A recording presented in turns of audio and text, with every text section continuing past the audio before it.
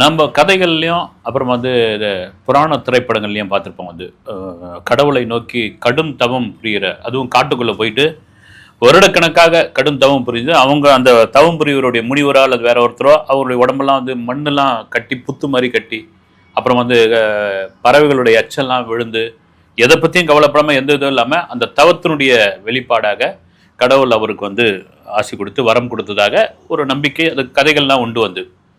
ஆனால் இந்த கலிகாலத்தில் இன்னைக்கு வந்து என்ன சொல்றது, கம்ப்யூட்டர் மயம், சோசியல் மீடியா இன்று நிறைந்துள்ள ஒரு காலத்தில் ஒரு காட்டுக்குள், அதுவும் இந்தியாவில் உள்ள ஒரு காட்டிற்குள், ஒரு குகைக்குள், அடர்ந்த காடு, அந்த காட்டிற்குள் ஒரு வெளிநாட்டு பெண்மணி இதே போலவே 8 வருடம் தவம் இருந்திருக்கிறார்.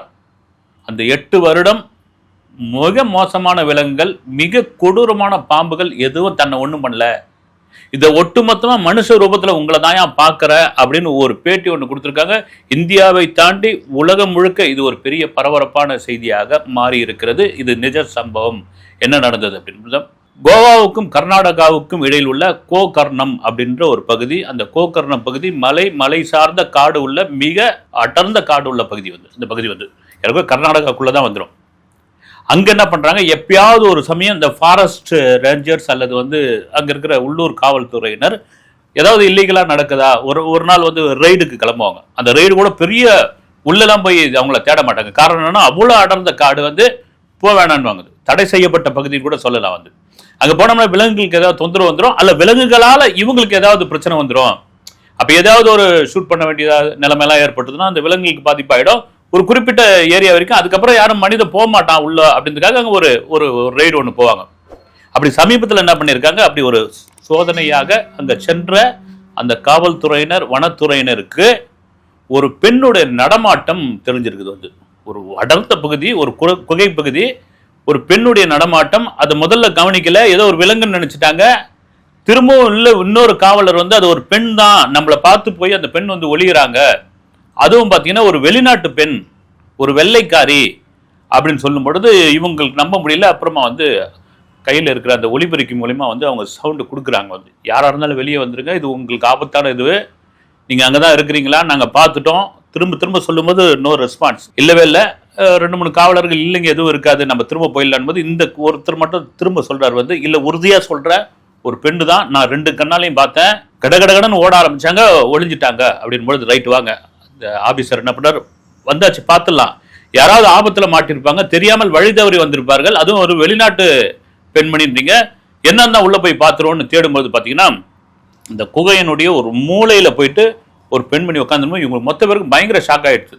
எல்லாருக்கும் ஒரு அதிர்ச்சியாக தானே இருக்கும். வந்து நீங்க விலங்குகளை பார்த்துருந்தா கூட அந்த அதிர்ச்சி இருக்காது. என்னடா மனுஷன் இந்த காலடி அங்க இருக்கவே முடியாதுங்க.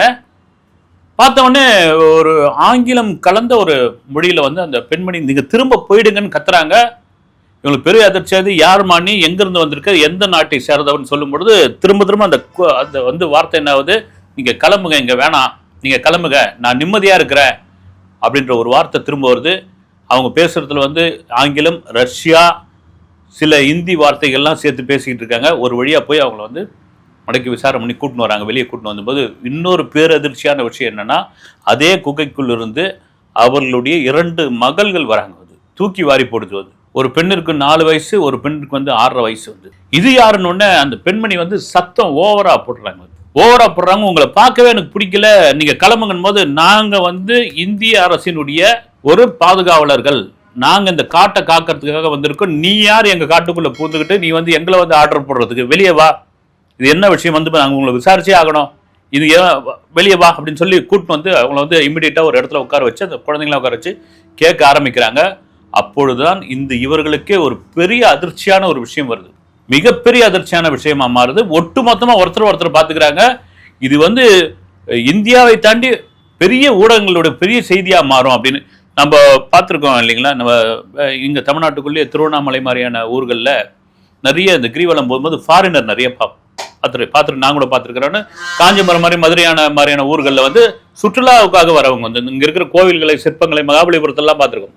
ஆனால் இங்கே வந்து திருவண்ணாமலையில் ஆன்மீக ரீதியாகவே வந்து பல நாடுகள்ல இருந்து அவங்க வந்து இந்து முறைப்படி மாறி அந்த ருத்ராட்சத்தெல்லாம் போட்டுக்கிட்டு ஓம் நமச்சிவா சொல்லிக்கிட்டு அவங்க போகிறவங்களாம் உண்டாக நிறைய ரமணர் ஆசிரமத்திலாம் வந்து தங்கியிருக்கிறாங்க. அது ஏன்னா இந்த இந்த ஆன்மீகம் இந்த மதத்தினால் அல்லது வந்து இந்த குருமார்களால் சொல்லப்பட்ட அந்த சொற்பொழிவு அவர்களுடைய கருத்தினால் ஈர்க்கப்பட்டு இங்கே வந்தவர்கள் அவர்கள். அதில் நம்ம ஒவ்வொருத்தருக்கும் ஒவ்வொரு நம்பிக்கை உண்டு. அப்படி இருக்கும் பொழுது அப்படி வந்த ஒரு பெண், இந்த ரஷ்ய பெண். ஆனால் அப்படி வரல அவங்க ஆரம்பத்தில். இவங்க பேர் என்னன்னா நீனா குட்டினா. விசாரிக்கிறோமா யார் இந்த நீனா குட்டினா அப்படின் போது, ரஷ்யாவில் இருந்து இந்தியாவுக்கு சுற்றுலா பயணியாக ஒரு சுற்றுலா விசாவில் வராங்க. வந்து 2016 ரஷ்யாவிலிருந்து இந்தியாவிற்கு சுற்றுலா பயணியாக வருகிறாங்க. இவங்க விசா காலம் எப்போ முடியுதுன்னா 2017 முடியுது. 2017 பொதுவாக விசா முடியும் போது அவங்களா கிளம்பி போயிடணும். வந்து நீங்கள் வந்து வளர்ந்த பெரும் நாடுகளில் தான் வந்து நீங்கள் கெடுபிடி, அமெரிக்கா மாதிரி, யூகே மாதிரி, சிங்கப்பூர் மாதிரியான நாடுகளில் நீங்கள் விசாவை தாண்டி உள்ளே இருந்தீங்கன்னா உங்களை தூக்கி உள்ளே போட்டுருவாங்க. வந்து மூன்றாம் தர நாடுகளில் அவங்க ஒன்றும் இது கிடையாது. வந்து டூரிசத்துக்கு வாங்கன்னு பொதுவாகவே வந்து நீங்கள் எங்கள் நாட்டுக்கு வந்தால் போதுங்கன்றாங்க. வந்து அதே சமயத்தில் நீங்கள் விசா முடிஞ்சுதான் நீங்கள் கிளம்பி போயிடுங்க அப்படின்ற ஒரு இது உண்டு. இந்த பெண்மணி என்ன பண்ணுறாங்க, 2017 முடியுது. என்ன பண்ணுறாங்க, நேபாளுக்கு போகிறாங்க. நேபாளுக்கு போயிட்டு நேபாளில் இருந்து இல்லீகலாக இந்தியாவுக்குள் நுழையிறாங்க. இந்தியாவிற்கு வந்த இந்த பெண்மணி நீனா குட்டினா அவங்க தேர்ந்தெடுக்கிற இடம் எதுனா இந்த கோகர்ணம் பக்கத்தில் இருக்கிற இந்த காடு, அதாவது கோவாவுக்கும் கர்நாடகாவுக்கும் இடையில் இருக்கிற இந்த அடர்ந்த காடு குகை. இதில் குறிப்பாக என்னென்னா பெரிய பெரிய ராஜநாகங்கள் இங்கே அவ்வளோ இருக்குது. மிகப்பெரிய ராஜநாகங்கள்லாம் இருக்குது. அடர்த்தியான அந்த காட்டுக்குள் மிக கொடூரமான விலங்குகள் இருக்குது. வந்து இந்த காட்டை ஏன் தேர்ந்தெடுத்தாங்க, இங்கே ஏன் வந்தாங்க, யாருக்குமே ஒன்றுமே புரியல. இந்த காட்டோடைய ஒரு வரலாறு என்ன சொல்லுது அப்படின்னா, அதை படிக்கும் பொழுது இங்கே ஒரு சிவன் கோயில் இருக்குது. புராண காலத்தில் இந்த சிவன் கோயில் வந்து ராவணன் இலங்கையில் இருந்து வந்து இங்கு இந்த காட்டுக்குள் தவம் இருந்து போதுமான அளவிற்கு தன்னுடைய சக்தியை ஏற்றி கொண்டு மறுபடியும் அதை வந்து சக்தியை வந்து இதுவாக்கிட்டு அப்படியே கடல் மார்க்கமாக வந்து அவன் வந்து இலங்கைக்கு போனதாக ஒரு தகவல். அதே சமயத்தில் ராமரும் ராவணனிடம் போரிட சீதையை மீட்க ராமேஸ்வரத்திற்கு போகிறதுக்கு முன்னாடி இங்கே தான் ராமனும் அந்த சிவனை நோக்கி தவம் இருக்கிறாரு அப்படின்னு உள்ளே இருக்கிற அந்த சிவன் கோயிலுக்கு அவ்வளோ ஒரு பிரபலம். ஆனால் இந்த பெண்மணி அந்த சிவன் கோயிலை தாண்டி இன்னும், அதாவது தடை செய்யப்பட்ட பகுதின்னு வாங்க இல்லைங்களா, அதுக்குள்ளே இருக்கிற ஒரு குகைக்குள்ளே போயிருக்கிறாங்க. கிட்டத்தட்ட 8 வருஷம் இருந்திருக்காங்க இந்த நீனா. எவ்வளோ பெரிய விஷயம் பாருங்க. 8 வருடம் ஒரு இல்லீகலாக, அதுவும் தவம் புரிந்து கொண்டு உள்ளே இருந்திருக்கிறேன்றாங்க. பிடிச்சின்னு வந்து அவங்கள வந்து விசாரிக்கும் பொழுது ஒவ்வொரு விஷயமா தெரிய வருது. என்னுடைய நதி மூலம் ரிஷி மூலம் இதெல்லாம் நான் சொல்ல மாட்டேன்னு ஆணித்தரமாக சொல்கிறாங்க. நான் ரஷ்யா, நீ ஒன்றா கண்டுபிடிச்சிங்க, ஆனால் நான் அதெல்லாம் சொல்ல மாட்டேன், என்னுடைய வேறு இதெல்லாம் சொல்ல மாட்டேன். இப்போ இந்த 2 குழந்தைங்க எங்கே பிறந்தது அப்படின்னா இந்தியாவில் தான் பிறந்தது. அப்போ உங்கள் கணவர் யார், அதையும் சொல்ல முடியாது. இப்படியா இருக்குது. வந்து என்னங்க வந்து இப்படியாப்பட்ட ஒரு விஷயமா இருக்குது அப்படின்னா, அந்த குழந்தைகள் வந்து ஒரு இந்திய சாயல் ரஷ்ய சாயல் இருக்கிற 2 பெண் குழந்தைகள். சரிம்மா எத்தனை வருஷமா இருக்கிற அப்படின்னா, எத்தனை வருஷம் எனக்கு தெரியாது. வந்து நான் வந்து இந்த குகைக்குள் ஒரு ஸ்லோகம் சொல்லிக்கிட்டு தவம் பண்ணிக்கிட்டு யோகா பண்ணிக்கிட்டு என்னுடைய வாழ்க்கையை நான் வந்து இங்கே 2 குழந்தைகளோட மகிழ்ச்சியா இருக்கிறேன். நீங்க சொல்ற மாதிரி புலியோ சிங்கமோ கரடியோ சிறுத்தை புலியோ எதுவுமே கிடையாது.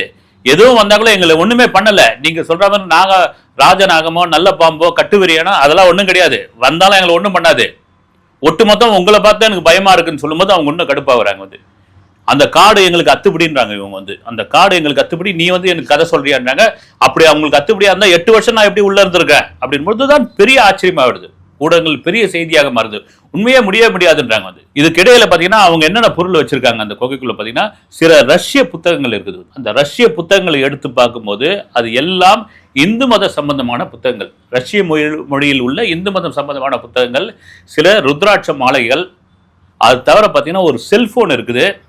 வேற எந்த எலக்ட்ரானிக் சாதனமும் கிடையாது. ஒரு லைட்டர் கிடையாது, லைட்டு கிடையாது, பேட்டரி கிடையாது, எதுவுமே இல்லை. இருட்டிலே இருந்திருக்காங்க. இருட்டிலே 2 பெண் குழந்தைகள் வளர்த்துருக்காங்க. நம்ம வந்து இருட்டில் வந்து ஒரு அரை மணி நேரம் கரண்ட் ஆஃப் ஆகிட்டா உட்கார முடியுமாங்க?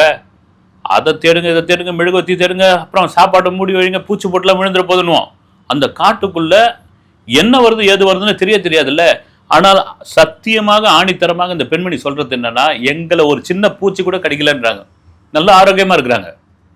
அப்ப இவங்களுடைய கணவர் யார், அந்த 2 பெண் குழந்தைகளை எப்படி வளர்த்தாங்க, இப்ப இந்த செல்போனுக்கான சார்ஜ் எங்கிருந்து கிடைக்கிறது, அந்த செல்போன் ஆக்டிவிட்டிஸ் இருக்குது, இதுக்கு எப்படி ரீசார்ஜ் பண்றாங்க அப்படின்னு பொழுது, இவங்க காட்டுல இருந்து எப்பயாவது ஒரு நாள் அந்த குகையிலிருந்து வெளியே வந்து அங்கு உள்ள ஒரு டவுனுக்கு போறது வழக்கம்.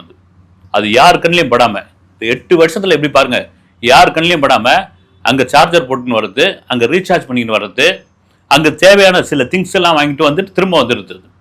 அது எத்தனை நாள் எதுனாலும் தெரியல வந்து. இதெல்லாம் மாரி இந்த 2 பெண் குழந்தைய பார்க்கறவங்க அவங்களுக்கு பெரிய ஆச்சரியமா இருக்குது. இது இங்கே தான் வளர்த்தீங்களான்னு கேட்குறாங்க. இதே குகைக்குள் தான் வளர்ந்தாங்க. எனக்கு உலகத்திலேயே இவ்வளோ ஒரு சேஃப்டியான, இவ்வளோ ஒரு அமைதியான இடத்த நான் பார்த்ததே இல்லை அப்படின்னு சொல்கிறாங்க. அவங்க வந்து அந்த செல்லுக்குள்ளேயே வச்சுருக்காங்க, அந்த சிறைச்சாலைக்குள்ளேயே வச்சுருக்காங்க. வச்சிருக்கும் போது அவங்க செல்ஃபோனை எடுத்து ஆப்ரேட் பண்ணுறத காவலர்கள் மறைந்து கவனிக்கிறாங்க. என்ன, யாருக்கு தகவல் கொடுக்குறாங்க, யார் எங்கே இருக்கிறாங்க அப்படின்னு.